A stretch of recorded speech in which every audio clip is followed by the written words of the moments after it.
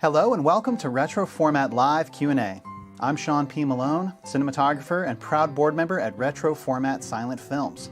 We're an LA-based nonprofit dedicated to keeping the art and history of silent cinema alive. Tonight I'm thrilled to be talking to Beth Werling. She's a collections manager at the Natural History Museum in Los Angeles, which includes the William S. Hart Museum. She's here to talk to us about the bargain, Hart's career, and then at the end, we're going to welcome Margie Bertram, who's the administrator of the William S. Hart Museum, and she's going to let us know a little more about the museum itself. But before we get to that, Beth, I just want to say thank you so much for joining us. Oh, well, thank you for inviting us and allowing us to share Hart's living room with you. Yeah, it looks beautiful. So that's his living room right there. It certainly is. I can't wait to come and visit the museum after COVID. You know, all this stuff kind of blows over. It's been a point of curiosity for me for a long time. But we're here to talk about The Bargain, this beautiful film that we just saw. It's extremely beautiful in the way that it uses outdoor locations. The production design is amazing. What can you tell us about the production of this film and maybe some of the locations of The Bargain? Oh, certainly. The Bargain is actually Hart's first feature-length film. He had already shot two reel shorts for producer Thomas Ince.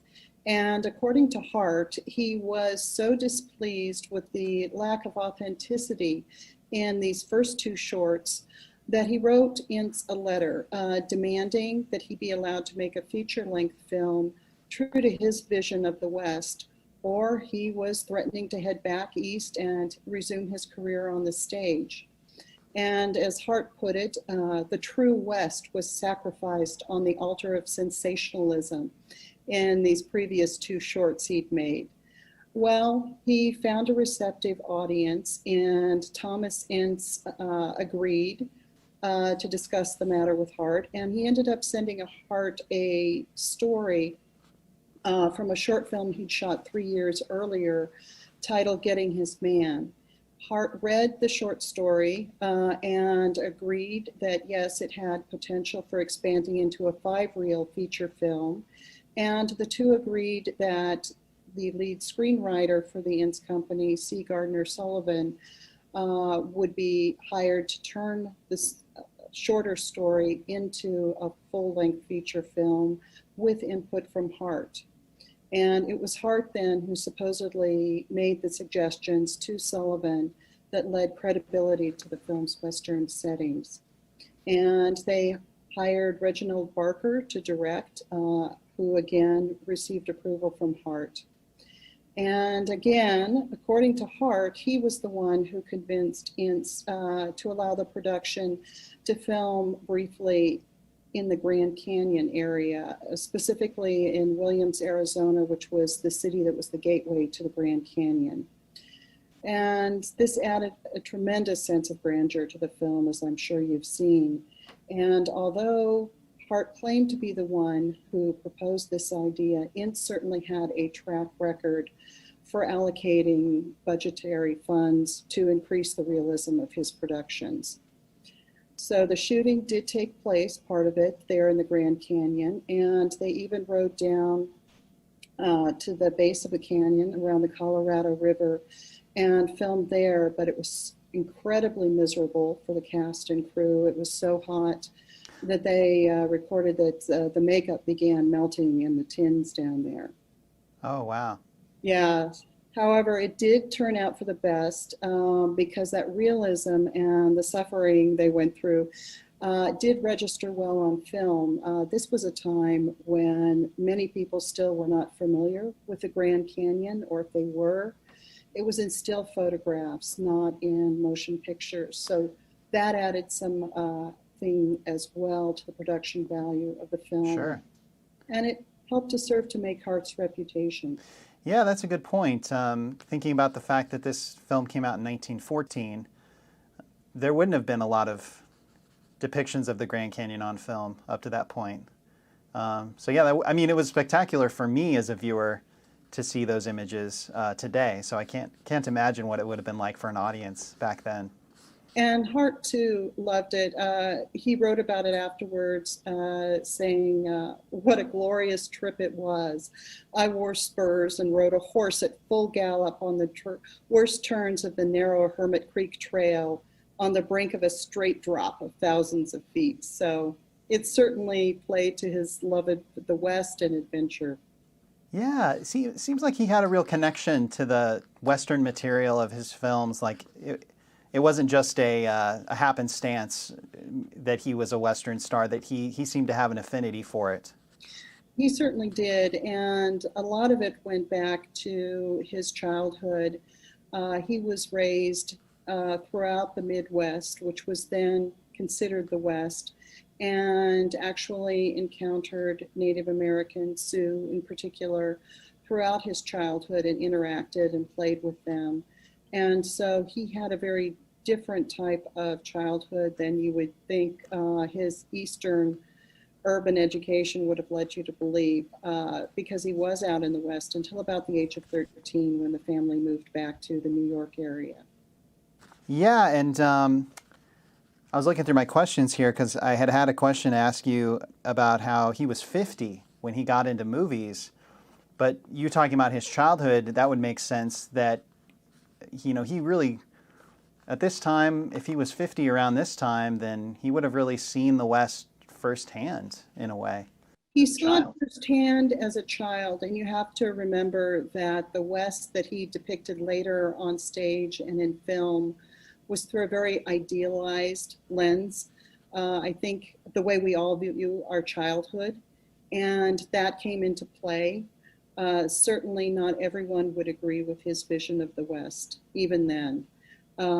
But for his purposes, Hart certainly was able to tap into those memories. And when he first met Thomas Ince, they were both struggling actors on the stage. And it was in 1903, they were both cast in the same play, Hearts Courageous. And about a year later, they briefly became roommates along with another theatrical colleague.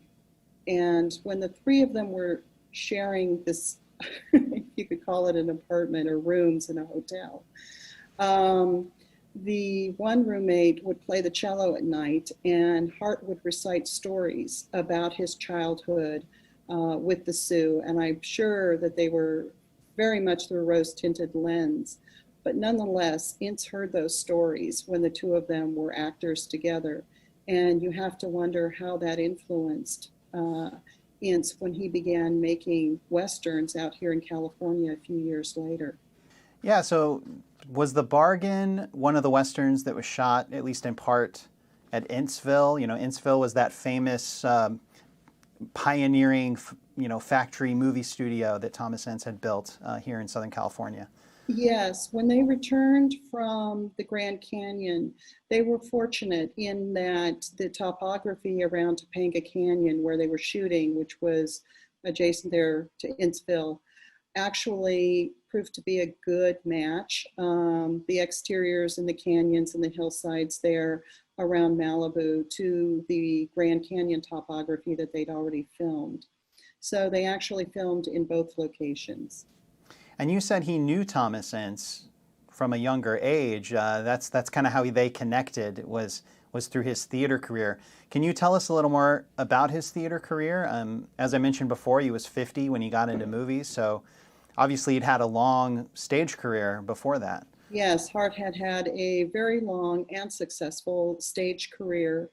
And like all actors of the age, it was very much about Shakespeare and the great Greek tragedies. And that's what an actor rested their reputation on. And Hart was, at the very beginning of his career, very athletic, very tall. He was a matinee idol, played Romeo, and all of the romantic roles you would assume. However, the theatrical world was shifting, in part because of the competition of motion pictures. And Hart did have his greatest role very late in his career. He was the original Masala on Broadway in the stage production of Ben-Hur. And from there, he actually began taking on some Western roles, starring as the villain Cash Hawkins in The Squaw Man, and went on to make other Westerns on the stage, including The Trail of the Lonesome Pine. And he was actually in Los Angeles with a theatrical troupe performing Trail of the Lonesome Pine when he decided to look up his old one-time roommate, Thomas Ince. And he had it in the back of his mind, I believe, to broach the subject of him making a Western for Ince. And as Hart toured Inceville, he was very impressed by what he saw in terms of the equipment, the extras, the sets, the costumes. As Hart said, he felt it was very much like walking onto an authentic Western town, and that you had everything you needed there to make a Western. And as far as Hart was concerned, although he was technically making more as an actor, I think it was around $175 a week, it wasn't a steady income. About 2/3 of the theatrical troupes had closed down between 1905 and 1915 as a result of the competition of films. And so Hart could see that the theater was heading towards becoming a dying breed, and that film seemed to be the wave of the future. And so that's one of the reasons he approached Ince, not so much just because of his love of the West, but I think also for financial security. Sure, absolutely. Well, he started many film westerns, and he gained this reputation of playing a certain type of character known as the good bad man. Can you tell us? Oh well, I'll throw that to you. So, what is a good bad man, and how did that, in your opinion, maybe influence future characterizations or Western film and TV? Well, certainly the good bad man character has now become an archetype in Westerns. And after Hart's time, you could see John Wayne, and in more recent times, Clint Eastwood picking up that role and running with it. And other aspects of Hart's personality on screen, you could even see comic good man, bad man heroes in terms of Bat Masterson with James Garner, and some of the Western roles that James Garner portrayed on screen. So Hart, as far as himself, he certainly founded his career on that particular role, the good bad man. And it is a man that usually starts out bad. And through the course of the film, it's very much a morality tale about redemption. And redemption usually comes in the form of the love of a good woman, whether it is a young virginal heroine or an older motherly type. It's the feminizing influence that makes Hart see the error of his ways normally, and the bad man then becomes a good man with that underlying morality tale of good over evil. He had a connection with his childhood to the West, but he also had connections in Hollywood. I actually understand he was friends with Wyatt Earp. That's always been a fascinating thing about Wyatt Earp to me, that he kind of ended up in Hollywood and befriending some of these film people, at the end of his life, and probably telling a lot of stories over drinks. But how did he and Hart become friends, and can you tell us about their friendship?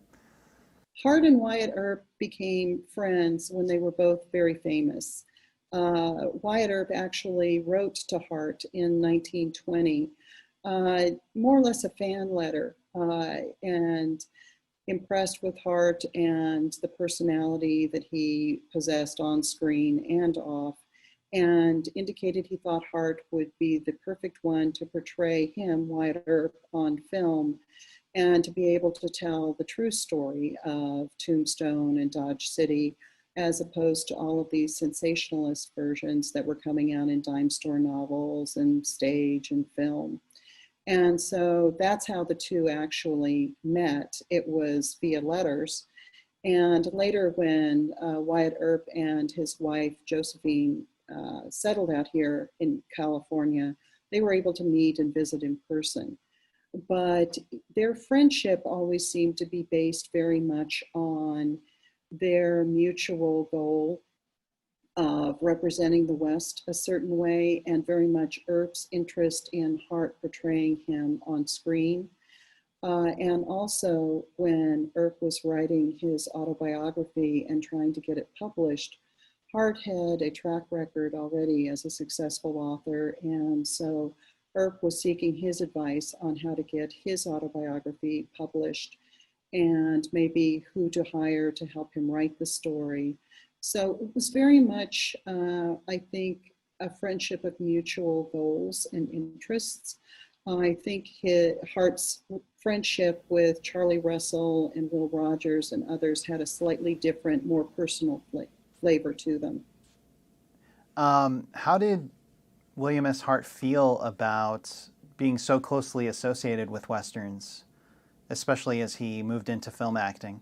I think you can see Hart's home as a testament to how he felt about the West and his affiliation with the Western. Even off screen, he chose to write about the West. He chose to fill his home with art and artifacts from the West. And so it's very much a part of who he was, not just on screen, but off. That's wonderful. Yeah, it seems like he really embraced his position, right, as one of the first movie cowboys. Yes, there had been earlier movie cowboys, most notably Bronco Billy Anderson, and certainly Hart's rival, who started a little after him, really, in terms of fame, and that was Tom Mix. But it was Hart who was, I think, looked upon as the great figure of the original Western star. Well, thank you, Beth, so much for sharing so much of this knowledge with us. I can tell you did your research too. Yeah, it's kind of ironic, I realize now, sitting here in the living room, I'm sitting directly below Hart's projection booth. And so instead of showing a film in the living room, as Hart would have done, I guess you could say we're making one. Absolutely. And of course, we just showed one to our audience who I know just loved it. Well, I'm going to go ahead and introduce at this time, and thank you once again, Beth, but I'm going to go ahead and introduce at this time Margie Bertram. She's the administrator at the William S. Hart Museum, and she's going to answer just a couple of our questions here about the William S. Hart Museum, which, as I mentioned earlier, right now is closed due to the COVID-19 situation, but hope to reopen soon. Margie, thanks for joining me. Oh, it's a pleasure to be here, and thanks for inviting us. Yeah, it's wonderful that we get to see a little bit of the museum in these strange times. So you're the administrator at the William S. Hart Museum. So I guess I'll ask you, before we dive into the museum itself, what does that mean? What is your role there? Well, you've just met half the staff of the Hart Museum. So we are a small museum, small staff, and we all do a little bit of everything. So I often invite people to think about their own homes or their own, wherever they live, and think about the maintenance issues. So if you have a leak in the roof, you got to call somebody. But here, you can't just call the corner plumber. You have to call someone who knows about working on historic homes. Right. So there are issues with historic homes that just magnify any of the things that happen here. But we miss our guests, but we are using this time to reevaluate what it's going to be like when everybody comes back, which is a great thing. We're also doing some collection work that we find difficult to do when we have visitors in the house. We love the visitors, but when we're open 5 days a week, it really limits the time we can get work done in the house. So we're just taking advantage of this time. Great. Yeah. So when it reopens, it'll be better than ever. Absolutely. And we can't wait to show you around. Well, tell us a little bit about it. So how did this historic home that obviously William S. Hart lived in, how did it become a museum? Well, it became a museum when Hart willed it to LA County. He willed his home, his ranch, which is about 250 acres. He called it the Horseshoe Ranch, and all the material inside the house he willed to LA County and stipulated that it should be established as a museum and a park for the public. And so it was, first of all, designed as a home, but it is now a museum. So that also has its own challenges. Again, thinking about your own home or apartment, imagine taking 25 people through to show them everything. Right. So it was first and foremost built as a home, a comfortable home where he and his sister lived for about 19 years. But it is now a museum dedicated to Hart. And it really, because we have everything that was in the home when he lived here, it really is a kind of snapshot of a time and a place and a person. That's wonderful. Lucky. We're very lucky that way. Yeah. Well, LA needs more spaces like that, where we can view our history firsthand and really see something like that that's been preserved. And it's unusual to have the real things. Often in historic homes, you're going to see things that are kind of maybe sort of like what they might have had, where here you're actually seeing the real thing, the wardrobe, the furniture, the paintings, the dishes. It is where Hart and his sister Mary Ellen retired to when he left motion pictures. It is custom designed and custom built starting in 1926. There are 22 rooms and about 10,000 square feet. 10,000 square feet, sorry about that. I'm feeling very good. It's cost a little more than 100,000 to build. So you can edit that and make it look good, right? Oh, sure. Yeah, of course. It is 22 rooms, 10,000 square feet, about 7,500 of living space. It cost a little over $100,000 in 1926, which today would be about $1.5 million. And keep in mind that that doesn't include any of the land values. Right. And he engaged a noted LA architect named Arthur Kelly to do the design and the building. And there were not many Spanish colonial revival homes in this area of Newhall at the time. It was a popular style between about 1915 and 1940. But in Newhall in 1926, there would have been ranch houses and some maybe adobes and maybe a Victorian. But to have this house for its style, for its size, and it's situated on a hill overlooking the town, that was very unusual. And one thing I will add is that another condition or another stipulation in Hart's will, and one reason why this home is very important to the community, as well as Greater Los Angeles, is that he made sure that admission to the park and to this museum will be free forever for everybody. So you can't say that about too many places now. Come and see us. Yes. Yeah, absolutely. I will. And I'm sure many of our viewers will. And we will have information on our website about reopening. Sure. And what's the website? It is www.hartmuseum.org. Well, Margie, thanks again. Beth, thanks again. I had a lot of fun talking to you ladies, and I know our viewers appreciated it. We hope you've enjoyed our Q&A tonight. If you have enjoyed it, we hope you'll consider making a small donation to Retroformat Films by visiting retroformat.org/donate. Your support really does mean the world to us. And like Margie said, make sure and visit the Hart Museum at your earliest convenience. Keep an eye on their website to see when they may be reopening. I want to thank our guests again and bid you all a good night. Make sure and join us at the next opportunity for Silent Movie Mondays in another 2 weeks. I'm Sean P. Malone. Thanks for watching.